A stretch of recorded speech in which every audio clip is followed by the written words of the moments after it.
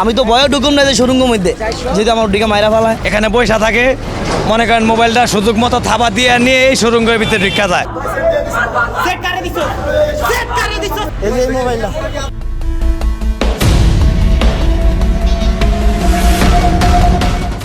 আমার পেছনে যে সুড়ঙ্গটি দেখতে পাচ্ছেন এটি সাধারণ কোনো পথ নয়।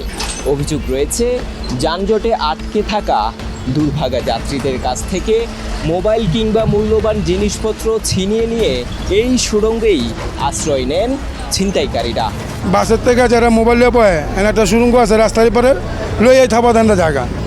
4টা 5টা বাজলে মনে করেন ব্যাপারীরা যারা বড় বড় ব্যাপারী আসে টাকা ধরে রেখে দেয় পড়তে। 2-3 জনে মিলে একজনের গাড়ির উপর একজনের দ্বারা লাভ দিয়ে মোবাইল নিয়ে দৌড় দেওয়ার মানুষ খুঁজে পায়।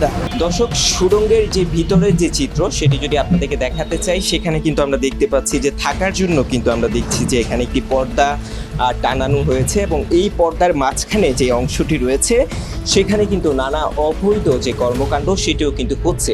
আমি যদি আপনাদেরকে একটু দেখাতে চাই, এই যে দেখতে পাচ্ছেন আমি কিন্তু এখন হানি ফ্লাইওভারের ঠিক নিচে যে সুড়ঙ্গটি রয়েছে সেখানে রয়েছে এবং সেখানে কিন্তু আমরা একটি ক্যাপ দেখতে পাচ্ছি, মাথার ক্যাপ দেখতে পাচ্ছি এবং এখানে একটি ইট দেখতে পাচ্ছি এবং এখানে বসেই কিন্তু যারা ছিনতাইকারী রয়েছে তারা কিন্তু বিভিন্ন প্রকার মাদক সেবন যেটি রয়েছে সেটি কিন্তু করছেন এবং ঠিক তার সামনেই কিন্তু আমরা দেখছি যে যাত্রাবাড়ি থানা এবং প্রতিদিনই কিন্তু ছিনতাইয়ের যে ঘটনা সেটি কিন্তু ঘটছে। মহিলাদের গয়নাগাটি নিয়ে যায়, আমি নিজে ভুক্তভোগী, আমার মার জিনিস একবার নিয়ে গেছে, কিছুই পাইনি, কোনো প্রতিকারও পাইনি, যাবো কার কাছে? এখানে পয়সা থাকে, মনে করেন মোবাইলটা সুযোগ মতো থাবা দিয়ে নিয়ে এই সুরঙ্গের ভিতরে ঢুকা যায়। ঘটনার ধরনটা আরও ভয়ঙ্কর। রাজধানীর যাত্রাবাড়ির হানি ফ্লাইওভার যানজটে যখন একের পর এক দূরপাল্লার বাস আটকে থাকে তখন বাসের জানালার পাশে উৎপেতে থাকে ছিনতাইকারীরা। সুযোগ বুঝে জানালা দিয়ে হাত ঢুকিয়ে মোবাইল কিংবা যাত্রীর হাতে থাকা মূল্যবান জিনিস ছিনিয়ে নিয়ে মুহূর্তেই সরে যায় তারা, আর পালানোর জন্য ব্যবহার করা হয় এই পথ। এমন অভিযোগই করছেন স্থানীয়রা। বেশিরভাগ ওই মহিলাতে থাবা দিতেছে, আটটা গেলেও মহিলাতে থাবা দলে জায়গা ধরতে পারলে মারে। শত শত মানুষের মোবাইল নিয়ে জায়গা দেখেছে, 100 জনের ভিতরে একজন ধরা বলো, তারা ওটা ধরা বলে না। দেখা গেছে আমার মোবাইলটা নিয়ে গেল, আমার মোবাইলে তো অনেক ইমার্জেন্সি জিনিস আসছিল, এর মধ্যে ঢুকে গেলাম, এখানে তো ঢুকুম, আমি তো ভয়ে ঢুকুম না যে সুরঙ্গের মধ্যে, যদি আমার দিকে মাইরা ফেলায়।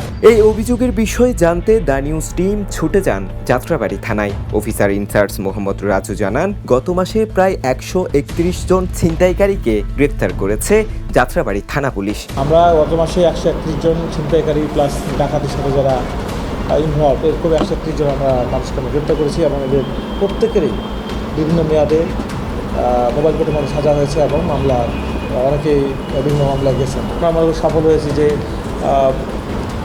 প্লেস অফ অকারেন্স যেগুলো অর্থাৎ ছিনতাইয়ের যে প্রবণ যে জায়গাগুলো স্পটগুলো ছিল ওই জায়গাগুলোতে আমরা অনেকাংশেই আমরা সক্ষম হয়েছি ক্লোজ করা বা ওইটাকে ক্রাইমটাকে নিচে নামার সক্ষম হয়েছি। তবে প্রশ্ন থেকেই যায়, যদি এই পথ ছিনতাইকারীদের পালানোর নিরাপদ রুট হয়ে থাকে তাহলে তাদের ঠেকাতে সেখানে নজরদারি নেই কেন? Farhad Hossain, the news, Dhaka.